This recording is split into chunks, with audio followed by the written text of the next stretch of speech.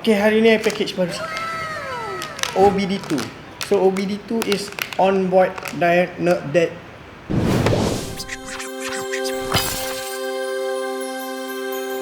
onboard diagnostic.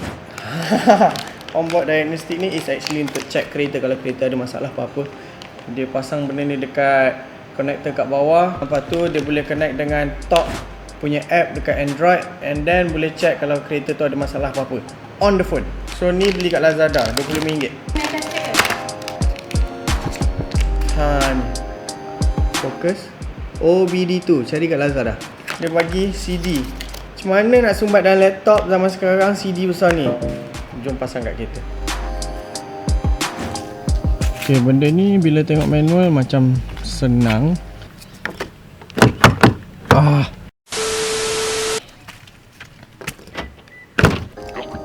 Sepatutnya dia ada dekat bawah steering rack.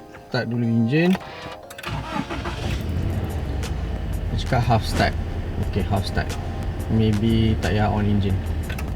And sepatutnya dia ada dekat bawah, kat sini. Ni lah OBD interface. Benda ni masuk kat sini. Okay. Satu app yang boleh pakai is Top Lite, ataupun kalau yang kena bayar punya nama dia Top Pro. Top Pro ni harga dia RM16. Sepatutnya kena buka Bluetooth. Dia akan keluar kat Bluetooth OBD2. Welcome to light version of Talk. I hope you like it. Okay. Oh, connected to ECU. Okay. Add display. Okay, dial 0 to 60. Small. Add display. Dial ambient air temperature. Boleh add engine coolant temperature. Small. Okay, tadi actually boleh check kalau ada engine sensor problem tu. Ni fault codes. Lepas tu show pending faults. So sekarang ni ada engine sensor problem pasal dah tukar header. Select a pending fault code P0420.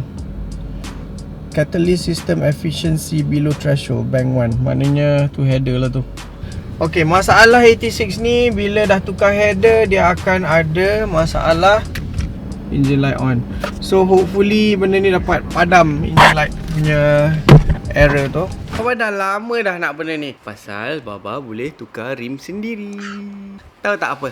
Tak. Tak tahu apa kan? Nak pula ada pijak. Oh my god. Oh. Tu. Hey! Bukan pisau. Ready, 1, 2.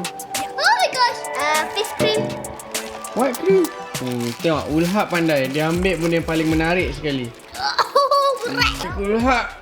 Ya. Ulhak boleh ke? Ni pun berat. Oh ya Allah, berat. So, akhirnya Baba ada ni. Baba boleh pasang and buka rim suka hati. So, Baba boleh drift 30 kali dalam sehari. Cordless power wrench. Lepas tu dia bagi lagi satu bateri. Not bad. Lepas tu dia bagi cream face cream face. Lepas tu dia bagi ni untuk pasang kat sini. So okay, dia bagi a few wrench sizes. 1, 2, 3, 4, 5. So dia bagi 6 size. So semua ni beli dekat Lazada. Masa ni aku masih pakai stock exhaust. So korang dengar dulu bunyi exhaust ni. Bosan gila kan bunyi dia. Last aku tekan.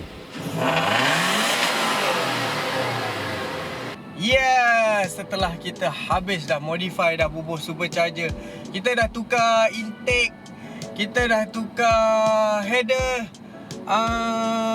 rim lebih, rim murah pun dah beli, tayar pun dah belasah. Dia satu je tinggal sebenarnya. Kita tak hantar lagi pergi dyno. So walaupun kereta ni dah bubuh supercharger apa segala, tapi tak tahu berapa HP, berapa horsepower sebenarnya kereta ni. So untuk hari ni kita akan pergi ke kedai exhaust. Kita tak mampu lagi nak beli exhaust yang mahal-mahal. So kita buatlah exhaust yang berpadanan dengan poket sendiri. Ni untuk sementara lah. So one day kalau dah ada poket besar sikit, luas sikit dalam penuh dan kita tukarlah yang branded sikit. Sekarang ni semata-mata nak pergi dyno, kasih exhaust boleh bernafas sikit, bunyi pun macam haram. So kita buat exhaust custom, tiru sikit design HKS. Bye.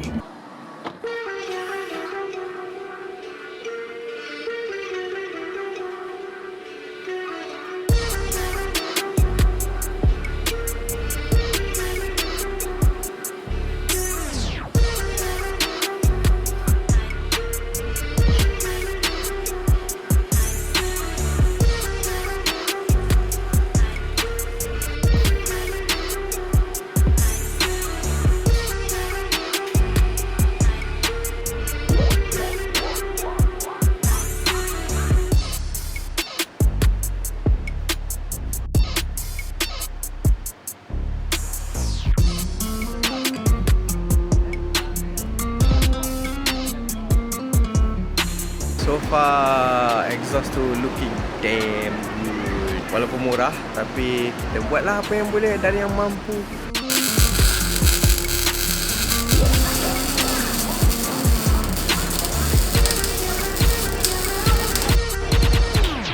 Dah dapat. Kita dengar kan. Ambek ngau. Okey, sekarang ni barulah faham bila orang cakap pasal droning. Inilah akibatnya bila pakai exhaust murah, droning tu dia bunyi berdengung.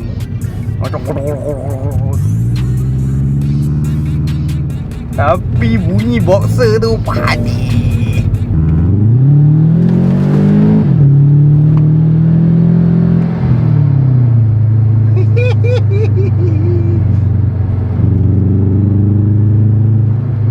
Mana nak sembang dengan kita?